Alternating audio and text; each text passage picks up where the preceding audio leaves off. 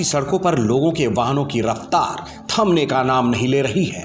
कैमरे से चालान कटने के बावजूद लोग नियम का उल्लंघन करने से बाज नहीं आ रहे हैं। चालान कटता है, फाइन भरते हैं, फिर गलतियों को दोहराते हैं।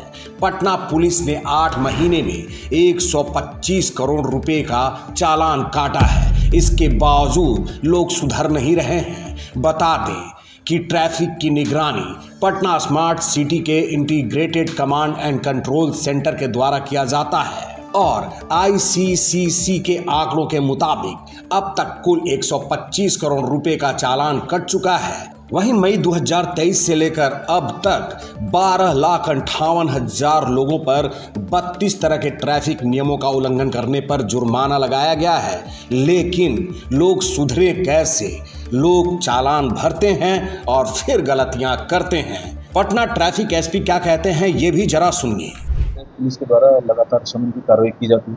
उसके बाद लोगों को रिमाइंडर दिए जाते हैं SMS के द्वारा। ट्रांसपोर्ट डिपार्टमेंट लगातार हर 10 दिन में 15 दिन में उनको रिमाइंडर भेजता है SMS के द्वारा। प्लस साथ ही साथ हमारा जो डाक सेक्शन है वहाँ से भी लोगों के पास जो उन्होंने रजिस्टर्ड पोस्ट के थ्रू हम लोग उनके पास भिजवाते हैं रिमाइंडर कि भाई आप जल्द से जल्द अपना जो चालान है उसको भर दीजिए। उसके अलावा एक ADG ट्रैफिक सर के निर्देश अनुसार जो उनका थर्ड पार्टी जो नॉर्मल इंश्योरेंस है और जो पोल्यूशन है वो भी नहीं बनता है यदि आपका कोई चालान पेंडिंग है। तो इसलिए आपका जो पोल्यूशन होता है वो लगभग 1 साल या मैक्सिमम 3 साल के लिए वो वैलिड होता है। जैसे ही वो खत्म हो जाता है आपका वो पोल्यूशन रिन्यू नहीं होगा यदि आप चालान नहीं भरेंगे।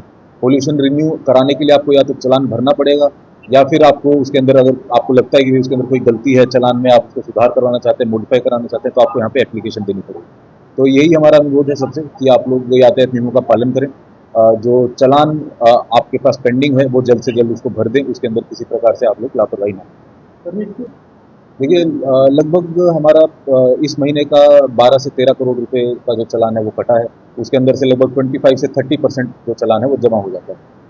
तो पूरे 8 महीने का यदि आप देखेंगे तो लगभग 115 से 120 करोड़ के आसपास का चालान की कार्रवाई पटना ट्रैफिक पुलिस के द्वारा की गई है, जिसमें से लगभग 25 करोड़ जमा हो गए। लोगों से क्या करना?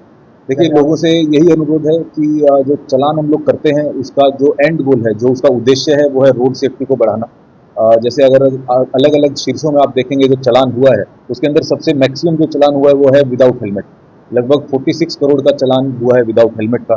रोंग साइड का चालान है लगभग 5.25 करोड़ का। ओवर स्पीड का चालान है लगभग 4.5 करोड़ का पिछले 8 महीनों में। तो इससे ये पता चलता है कि काफ़ी लापरवाही से लोगों के द्वारा गाड़ियाँ चलाई जाती हैं। रिपीटेड ऑफेंडर जैसे होते हैं जो कि मरीन ड्राइव होटल पर जो अच्छी अच्छी सड़कें बनाई गई है उनको ऊपर मिसयूज़ करते हैं, वहाँ पर स्टंट करते हैं, ओवर स्पीड करते हैं।